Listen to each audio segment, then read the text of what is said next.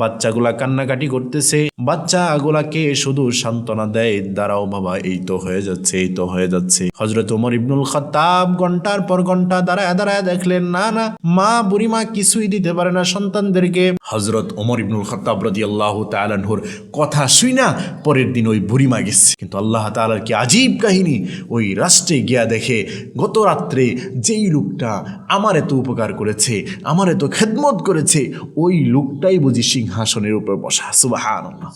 আলহামদুলিল্লাহ, আল্লাহ পাক রব্বুল আলমিনের দরবারে লাখ কোটি শুকরিয়া, যে মহান রব্বুল আলমিন জান্নাতের বাগানে বসার তৌফিক দান করেছেন। সেই জন্য আমরা সকলে দিল থেকে শুকরিয়া আদায় করে বলি আলহামদুলিল্লাহ। হযরত ওমর ইবনুল খাত্তাব রাদিয়াল্লাহু তাআলা আনহুর শাসনকাল।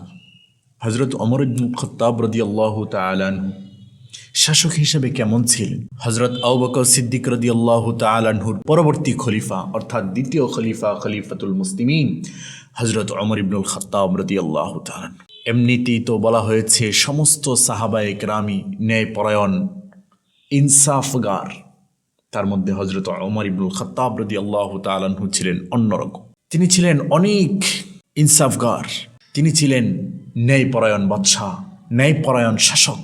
তিনি অনেক গুণের অধিকারী ছিলেন। একজন শাসক কেমন হতে পারে মুসলমানদের, সেটা আমরা হযরত ওমর ইবনুল খাত্তাব রাদিয়াল্লাহু তাআলা আনহুর জামানার দিকে যদি তাকাই তাহলে দেখতে পাই হযরত ওমর ইবনুল খাত্তাব কেমন ছিলেন। তিনি যখন শাসক হলেন, তিনি নিজেকে ভাবলেন আমি মুসলমানদের গোলাম হয়ে গেলাম, আমি ক্ষমতা পেলাম মানে সিংহাসনের উপর বসে থাকবো, বিষয়টা এরকম নয়, বরং আমি শাসক হলাম মানে বান্দাদের, উম্মতের, এ দুনিয়ার মানুষদের গোলাম হয়ে গেলাম, আমি বোঝা বহনকারী হয়ে গেলাম।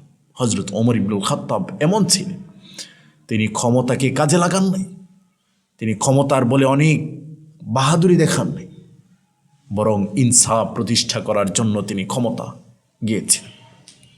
ক্ষমতায় বসেছেন জাতির হক পরিপূর্ণভাবে আদায় করার জন্য, ইনসাফ প্রতিষ্ঠা করার জন্য। হযরত ওমর ইবনুল খাত্তাব রাদিয়াল্লাহু তাআলা আনহু যখন ক্ষমতা পেলেন, মালিকের কাছে কান্নাকাটি আরম্ভ করলেন। কারণ তিনি ব্যক্তিগতভাবে তো রাষ্ট্র পরিচালনা করতে পারবেন না, মানুষের তো মেধা বিকাশ নেই, সম্পূর্ণ মালিক দান করেন আল্লাহ রব্বুল আলামিন। যেই মেধা বিকাশ দান করেন আল্লাহ রব্বুল আলামিন, যা কিছু দান করেন তার মাধ্যমেই জাতি কি করতে পারে, দেশ চালাইতে পারে। দেশকে আল্লাহ রব্বুল আলামিনের বিধান অনুসারে সেই ব্যক্তি চালাইতে পারে।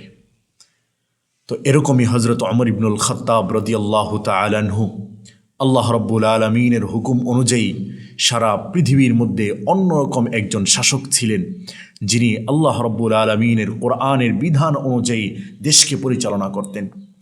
জাতির প্রত্যেকটা কার্যক্রম, জাতির প্রত্যেকটা অধিকার পরিপূর্ণভাবে আদায় করতেন আল্লাহ রব্বুল আলামিনের নির্দেশ যেভাবে ছিল সেইভাবে।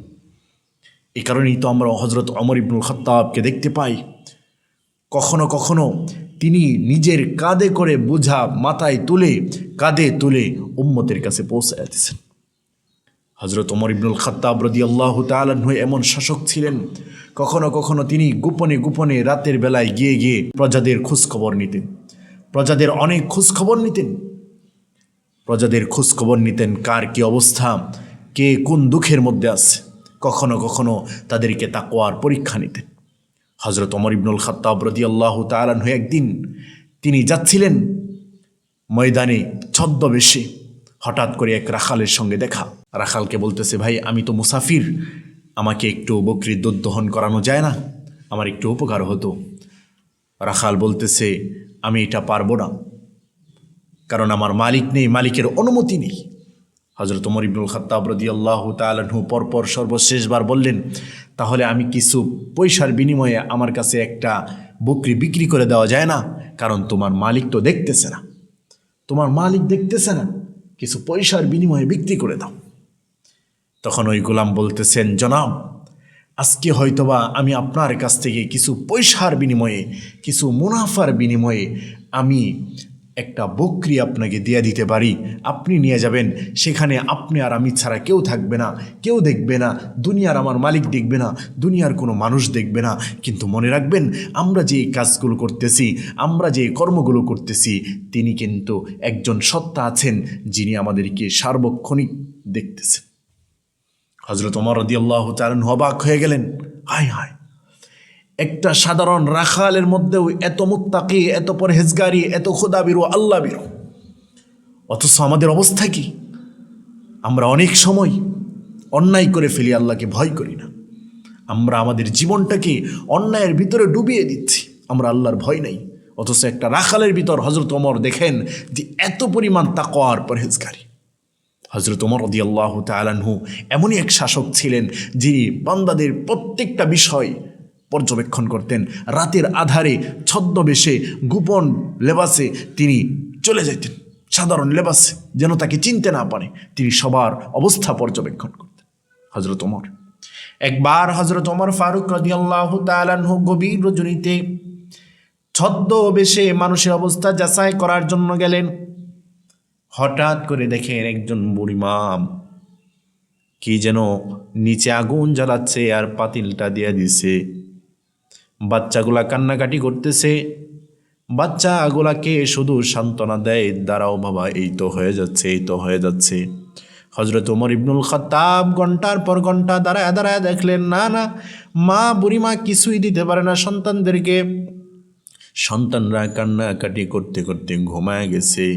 হযরত ওমরের কৌতূহল জাগলো যে আমি বুড়িমার কাছে গিয়া দেখি বুড়িমা কি কিছু রান্না করেছে কিনা। হযরত ওমর ইবনুল খাত্তাব রাদিয়াল্লাহু তাআলা আনহু বুড়িমার কাছে গিয়ে যখন হাল হাকিকত জিজ্ঞেস করার পর জানতে চাইলেন বুড়িমা কিছু রান্না করেছেন কিনা, বুড়িমা জবাব দেয়, না না না, কিছুই তো রান্না করতে পারি নাই, কারণ কিছুই নাই। সন্তানদেরকে সান্ত্বনা দিয়া দিয়া এতক্ষণ রাখলাম, সন্তানগুলো এখন ঘুমায় গেছে। এরপরে তিনি প্রশ্ন করলেন যে আপনাদের শাসকের কি অবস্থা? বুড়িমা জবাব দেয়, আমাদের শাসক যদি ওমর ইবনুল খাত্তাব না হইয়া অন্য ভালো একজন মানুষ হতো তাহলেই তো ভালো হতো। না না না, তুমি হযরত ওমর ইবনুল খাত্তাবের কথা আমার সামনে উচ্চারণ করিও না। হযরত ওমর ইবনুল খাত্তাবই কিন্তু এই কথাগুলা বলতেছেন এবং শুনতেছেন, পাল্টা জবাব শুনতেছেন। হযরত ওমর ইবনুল খাত্তাব অবাক হয়ে গেলেন, হায় হায়, কি কয় বুড়িমা? হযরত ওমর ইবনুল খাত্তাব বুড়িমাকে বললেন, মা আপনি অল্প সময় অপেক্ষা করেন।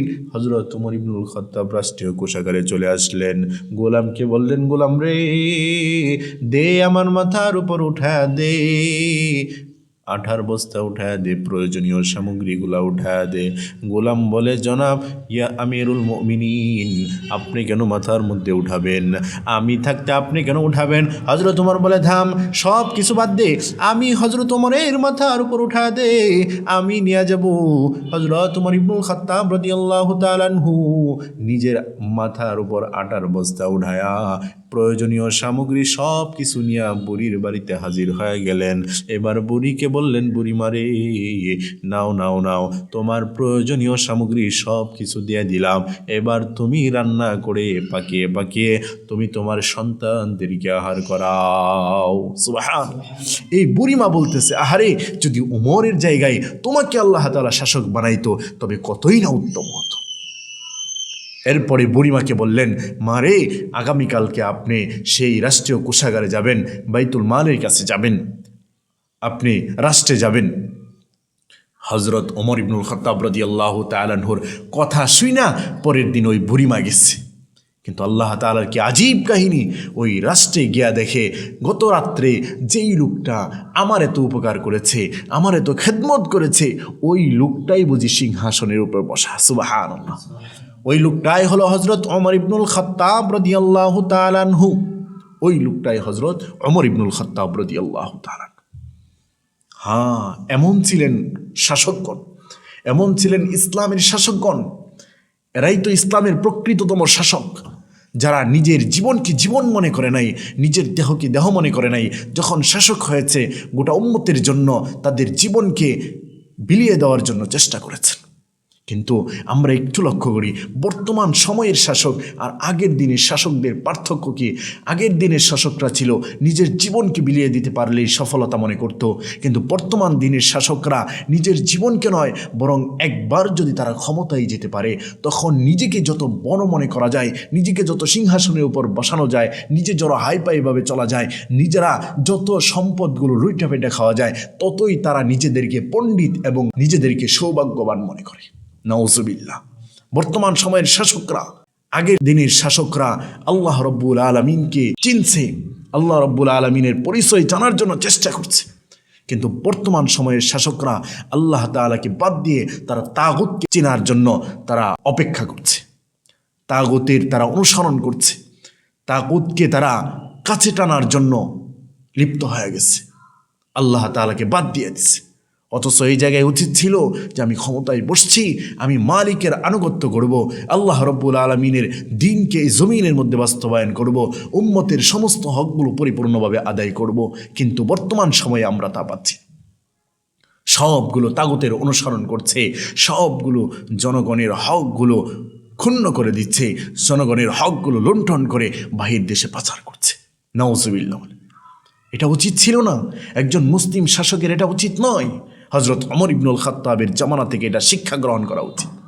আল্লাহ রব্বুল আলমিন আমাদের সকলকে হজরত ওমর ইবনুল খাত্তাব রাদিয়াল্লাহু তাআলা আনহুর জামানা থেকে, হজরত ওমর ইবনুল খাত্তাব যেমন শাসক ছিলেন, রাসূলের কাছ থেকে শাসন শিখেছেন, তিনিও বাস্তবায়ন করেছেন, পরবর্তী লোকগুলাও হজরত ওমর ইবনুল খাত্তাব এর জামানায় যেভাবে শাসন হয়েছে, রাসূলের জামানায় যেভাবে শাসন হয়েছে, তারাও শাসন করার চেষ্টা করেছে। বর্তমান সময়েও আল্লাহ রব্বুল আলমিন নবী রাসূল সাহাবায়ে কেরামের মতো শাসন পরিচালনা করার তৌফিক দান করুক। আমিন। ওয়া মা আলাইনা ইল্লাল বালাগ।